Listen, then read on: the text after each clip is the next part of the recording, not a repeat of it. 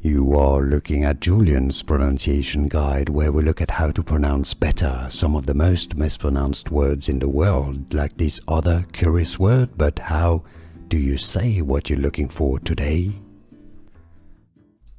Name, pronunciation.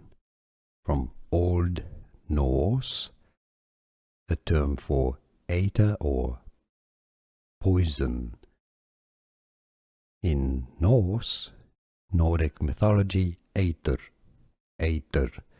or in English it's more generally pronounced as Eitr, or in American English, Eitr.